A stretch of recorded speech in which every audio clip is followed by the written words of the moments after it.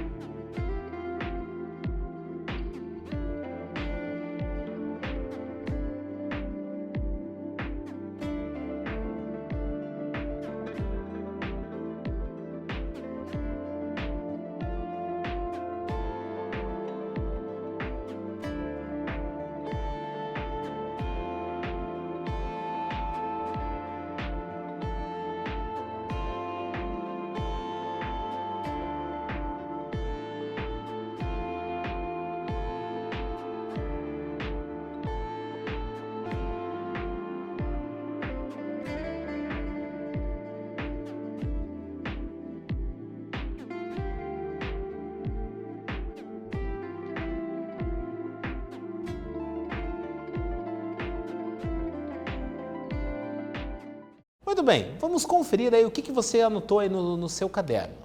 Olha lá, ó, na tundra a vegetação é composta por arbustos, ciparécias, gramíneas, musgos e líquens e as temperaturas são baixas o ano inteiro. Já na taiga, que também pode ser chamada de floresta boreal, o solo descongela por completo no verão, permitindo a formação de florestas aciculifoliadas, ou seja, florestas cujas folhas têm forma de agulha.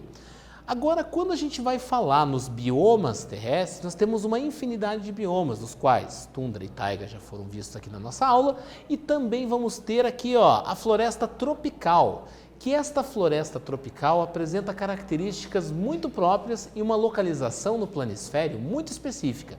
Para isso, eu quero que você olhe aqui na tela que na floresta tropical nós temos a presença de árvores altas, clima quente e elevada precipitação. Então é um lugar do nosso planeta que a vegetação ela encontra-se verde durante todo o ano e que existe a ocorrência de chuvas de maneira constante. As folhas dessas florestas, nesse bioma, vão ser latifoliadas, ou seja, folhas bastante grandes. E estas folhas grandes, elas realizam o processo de transpiração. E como são áreas bastante quentes, essa água que a planta vai perder, ela vai evaporar, vai formar nuvens, fazendo com que o ciclo hidrológico se mantenha constante. Então a gente vai perceber estas características. Quando a gente for falar do solo desse bioma, a gente vai perceber que os solos das florestas tropicais são bastante pobres e a sua produtividade é garantida pela grande disponibilidade de água e temperaturas elevadas. Então a gente vai perceber um ciclo constante da decomposição do material orgânico que cai sobre esse solo, como sendo as folhas e animais mortos. E o que vai acontecer? Vai formar um horizonte orgânico bastante rico, porém um solo de profundidade bastante limitada. E esse solo sendo bastante limitado, ele vai conseguir propiciar o desenvolvimento das árvores dessa floresta apenas durante a sua existência. Então, a existência dessas espécies e a perpetuação dela depende da existência prévia. Caso ocorra a retirada da vegetação dessas florestas, o que vai acontecer? Como o solo é bastante pobre, o ciclo de deposição de nutrientes ele vai se encerrando e os nutrientes desse solo vão também sendo levados embora. E aí nós vamos ter o processo de um deserto ali surgindo. Nós vamos perceber também que o processo de decomposição da matéria orgânica ele ocorre de forma extremamente rápida. Então, como existe grande quantidade de umidade, existem condições favoráveis a essa decomposição, eles vão ter um ambiente propício para a decomposição. Além disso, nós percebemos que esta condição é fundamental para manter este complexo ecossistema. Então, essa velocidade na decomposição faz com que o solo fique fértil. E a imagem que você vê do lado direito da tela é uma imagem feita com satélite que mostra justamente uma área de floresta tropical, onde ela é bastante densa. As florestas tropicais elas têm este aspecto também, de serem bastante densas, e quando observam-se elas de cima, não consegue se ver clareiras. Elas acabam formando uma coisa chamada de dossel, que é quando as copas das árvores acabam emendando, impedindo que a luz solar adentre assim, de forma bastante intensa no interior dessas florestas, fazendo com que a paisagem vista de cima não apresente clareiras, conforme você pode ver na imagem do lado direito da sua tela, onde ali as árvores estão todas juntas ali sem pontos de clareiras. Quando nós falamos em campos, que é um outro tipo de bioma que vai existir na superfície do nosso planeta, percebe-se que os campos apresentam vegetação formada por gramíneas, herbáceas, arbustos ali de pequeno, médio porte e a existência de algumas árvores, conforme você pode ver na tela a imagem que está do lado direito dela. E aí você vai ver também com características diversas conforme a região. Então os campos, eles podem apresentar características específicas de acordo com a região geográfica do nosso planeta. Existem campos que apresentam arbustos maiores, que apresentam algumas árvores, e campos que apresentam uma vegetação extremamente baixa, extremamente rasteira, formada predominantemente por gramíneas. E quais os fatores que vão ser responsáveis por essas características é a localização desses campos no planisfério terrestre. E agora vamos para a nossa segunda atividade, momento que você pega seu caderno, anota a pergunta e vai respondendo aí. Confere na tela, ó. Sabendo da importância do solo para a agropecuária, descreva os possíveis impactos que esta atividade pode trazer para os biomas globais, em especial para a floresta tropical. O que a agropecuária pode fazer com a floresta tropical? Ou seja, o que o ser humano, ao retirar a floresta vegetal e ao realizar a prática agrícola naquele solo, quais são as possíveis consequências? O relógio está na tela e estamos esperando você.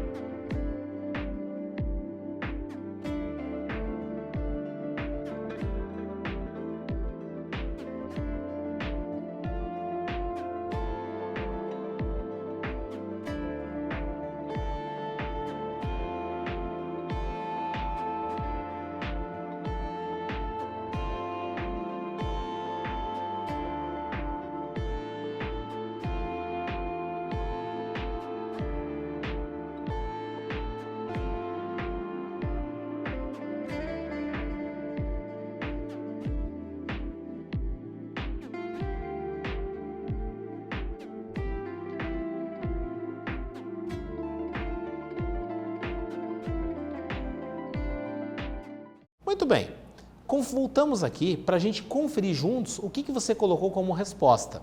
E é importante você saber que eu estou apresentando para você uma possível resposta, que caso você tenha realizado uma resposta um pouco diferente, não precisa apagar, arriscar tudo. De repente você vai conferindo e vendo se os conceitos que você colocou aí na sua resposta condizem com os que eu vou apresentar aqui. Então aqui, ó, a prática da agropecuária transforma todo o ecossistema, pois ocorre a retirada da vegetação original para o plantio de pastos ou gêneros vegetais diversos. E quando fala-se em agropecuária nas florestas tropicais, além de comprometer a biodiversidade, esta prática pode resultar em modificações no clima e no solo. Ou seja, quando ocorrer a retirada da cobertura vegetal para a prática agrícola ou ainda para a atividade agropecuária, o que vai acontecer? Todo aquele sistema que depende da decomposição das folhas e de toda aquela umidade, ele acaba sofrendo transformações. Por quê? Não haverá decomposição, as árvores não estarão ali para perder água para o meio, para auxiliar no processo de formação de nuvens. Muitas vezes as chuvas elas vão se diminuir e isso tudo resulta no quê? Em modificações significativas da paisagem. Algumas áreas mais, algumas áreas menos, além de comprometer a biodiversidade, tanto de fauna quanto de flora. Seguindo com a nossa aula, a gente vai conhecer um pouquinho sobre esse bioma que está aparecendo na tela para você, ó, que são os desertos. Que deserto corresponde a um tipo de região em que a precipitação pluviométrica não ultrapassa os 250 milímetros por ano. Então, os desertos são biomas que apresentam climas extremamente secos, extremamente áridos, com índices pluviométricos extremamente baixos, o que significa que chove pouco. Porém, essa baixa incidência de chuvas não indica que estas áreas não disponham de vida. Existem uma série de seres vivos, tanto animais quanto vegetais, que encontram-se adaptados a essas condições climáticas. E aí, quando falamos dos desertos, nós vamos perceber que esta condição aliada à perda de água por evaporação torna esta região extremamente seca. E a amplitude térmica também é extrema, variando muito quente ao dia e muito frio à noite. Então a gente vai perceber uma grande amplitude, diferença de temperatura nos momentos com luz do sol e nos momentos sem luz do sol. Então momentos quentes, momentos de incidência de luz solar durante o dia, as temperaturas vão ser elevadas e à noite as temperaturas vão ser bastante baixas. Isto porque a água ela tem uma função de reter o calor, porque ela demora mais tempo para aquecer e mais tempo para se resfriar. Como são áreas que não dispõem de corpos hídricos, não dispõem de quantidades de água na atmosfera, elas vão aquecer muito rapidamente e vão se resfriar rapidamente. Nós percebemos também que os desertos eles podem ser quentes ou frios. Desertos quentes que ocorrem na América do Norte, na Austrália e também na África. Apresentam períodos úmidos e quentes e alguns podem passar anos sem chuvas, que é o caso do Saara, onde existem relatos de anos sem a incidência de chuvas, com pequenas quantidades de umidade na atmosfera, mas que não são o suficientes para garantir uma chuva e ainda para transformar aquele bioma. Nós percebemos aqui que temos como o Saara e o Atacama, no Chile, como sendo exemplos destes desertos quentes. E aí nós vamos também ter os desertos frios, a exemplo do que nós temos no deserto de Gobi, que conforme você vai acompanhar na tela, os desertos frios, eles localizam-se na região central dos continentes da Ásia e da América do Norte. Eles se caracterizam por apresentar um período frio durante parte do ano, quando ocorrem as chuvas, além de verões quentes. E o deserto de Gobi sendo um desses exemplos.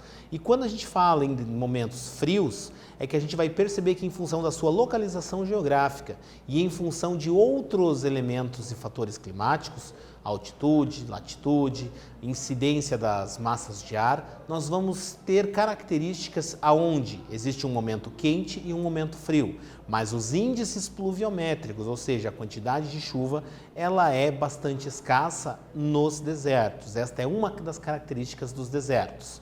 E quando a gente compara a paisagem dos desertos quentes com os desertos frios, ficam algumas características bem marcantes, como por exemplo, o relevo e o solo, onde nos desertos quentes o solo ele é predominantemente arenoso, com areia, e aí nos desertos frios nós temos uma formação diferente, onde o relevo ele acaba sendo mais marcado, mais fixo, onde predominam formas mais rochosas, a exemplo do que pode se ver nessa imagem aqui, que é um deserto de Gobi, que não é um deserto formado por dunas de areia.